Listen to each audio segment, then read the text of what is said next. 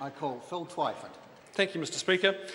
This bill, as David Seymour most candidly explained to the House just a little while ago, is the National Government's political response to the overwhelming public concern about the effect of offshore money pumping up the Auckland housing market. And I thought it was the first useful contribution that I've heard from the National Party's auxiliary Epsom brand for some time in this House, and I want to say thank you to David Seymour for that very candid explanation, something we haven't heard from his National Party colleagues throughout this entire debate.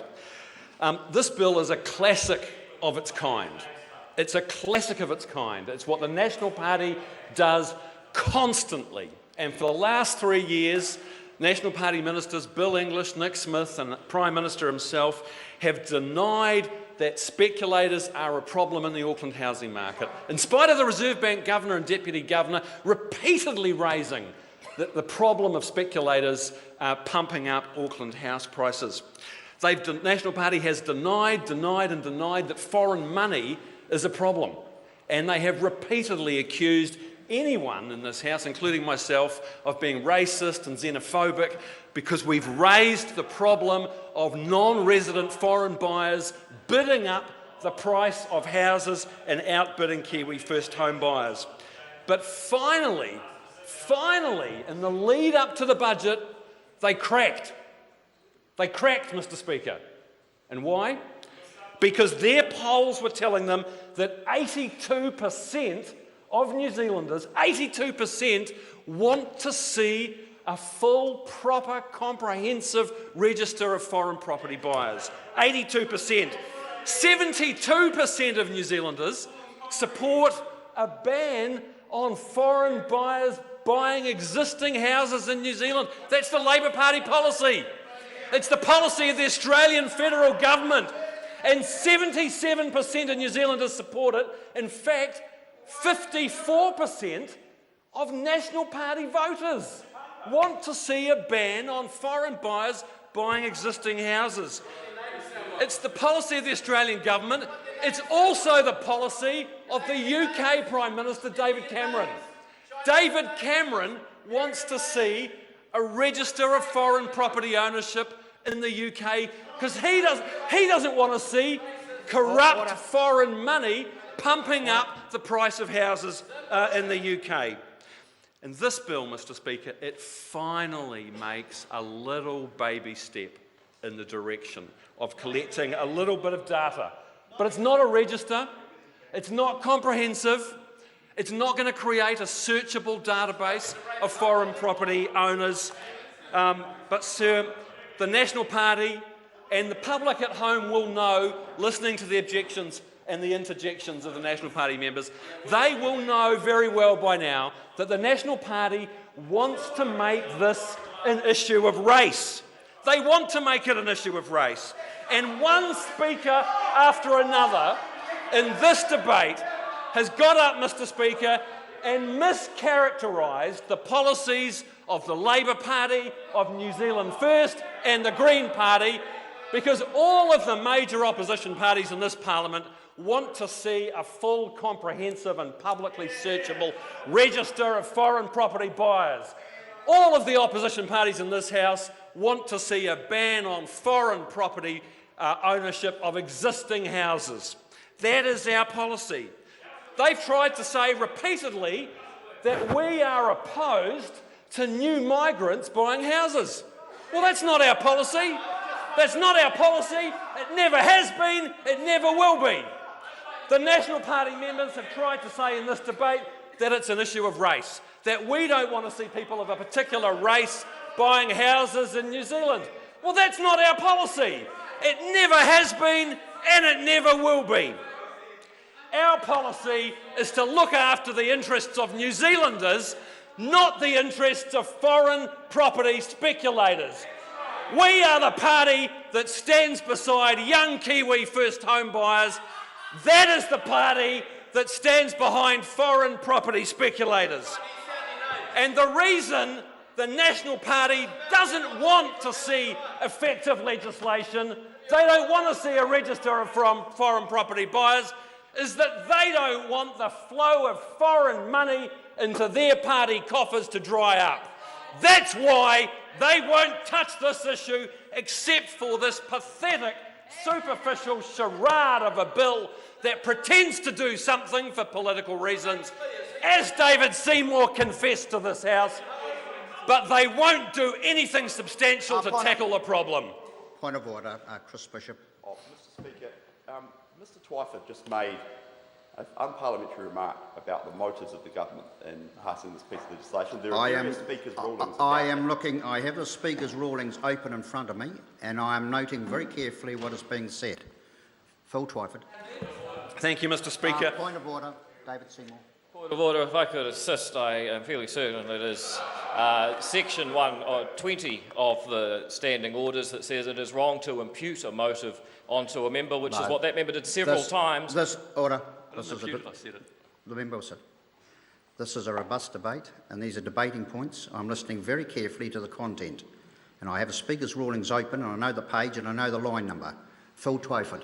Thank you, Mr Speaker. Protecting affordable home ownership is a proper and legitimate goal for the New Zealand Government, but not according to the members on the National Party benches. The movement of hot money across national borders is a problem that governments all across the world are grappling with. It's about the instability of markets. It's about protecting important social and economic goals like access to affordable home ownership. But that doesn't mean anything to the National Party, sir. Putting New Zealand's tiny real estate market into a global marketplace is a fool's errand. It's a recipe for what's already happening under the policies of this national government, and that's New Zealanders standing by and watching housing and land being sold out from under their feet. That's why, sir, that is why Malaysia, Singapore, Hong Kong, Australia have all enacted policies in the last few years to limit the effect of foreign property speculation in their real estate markets.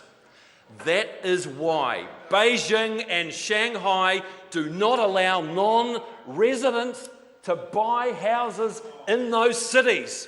Is that racist? Is that racist when Beijing and Shanghai prohibit non-residents from buying houses in their cities? Of course it's not racist.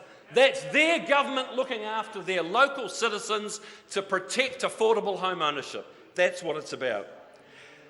There's a particular issue, Mr Speaker, with foreign direct investment from the People's Republic of China, and we need to be able to discuss it without the pathetic and juvenile trivialisation of this issue by MPs like David Seymour and Jamie Lee Ross. Juai.com, the preeminent Chinese website that markets international real estate to Chinese citizens in China, they have estimated that $15 billion of private investment from the People's Republic of China is heading towards the New Zealand real estate market in the next 5 years. $15 billion from China that they predict will be invested in the New Zealand real estate market. We need to be able to talk about this. This is about managing the stability of our markets in the face of huge volumes of international investment that will only serve to pump up the price of real estate and deny young Kiwi families their dream of affordable home ownership. But the National Party's in denial. They don't want to know that. They don't want to know it. And it's not only because that party benefits politically from the donations of property speculators. That's not the only reason. Now, you have crossed the line, and I will withdraw those comments. You cannot say that someone has benefited, and I'll refer the member to 56.4, Speaker's rulings, 56.4, and I'll ask the member to withdraw that comment and move back now, in the last few minutes, back to the content of the bill and not something that may be hypothetical. Phil Twyford. Thank you, Mr Speaker. It's not the only reason. I asked you to withdraw the comment. Oh, sorry. I withdraw that comment, Mr Speaker. Point of order, David Seymour. Immediately after you resumed your seat, Ruth Dyson repeated exactly the same allegation, and by the same standard, I think she too should withdraw and apologise. Well, I didn't hear that, but did the member make a comment? No, the member. The order. There's been a point being made that while I was adjudicating on this, that there was an interjection. The question is, was there an interjection? It's either yes or no. So that's what I'm asking. Mr Speaker, I certainly did interject, and I don't believe that it was outside standing orders. That's my view. I'll take your word for it, Phil Twyford. Mr Speaker, the points have been well made in this debate, sir, by members on this side of the House that this bill is inadequate. It won't capture the information that's needed. It has a giant loophole at its heart, that is the main home exemption, and the very definition of main home contains another loophole that will make this bill worse than useless.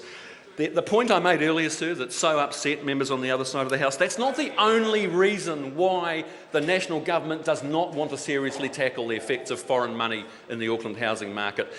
They don't want to touch the effect of foreign money in the Auckland housing market, also because they like it that foreign money is pumping up house prices, because there's nothing else going on in the economy. After the Christchurch rebuild coming off its peak, the dairy slump, national housing bubble in Auckland is the only thing that's left going on in the economy.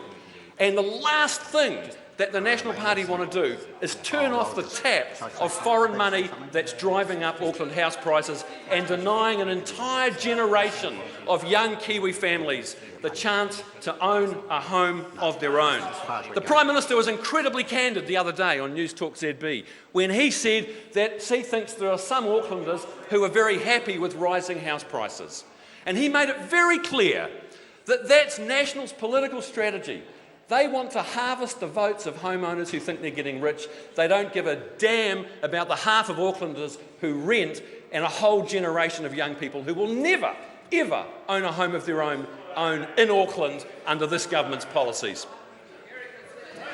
Members, just before we continue, that we're operating on emergency sound system, and I understand that the sound quality is not good outside the House, so just be mindful of that. And I do apologise to the House, and I apologise to any member and those who may be listening and watching on telecast and TV. So I apologise for that. Mr Speaker.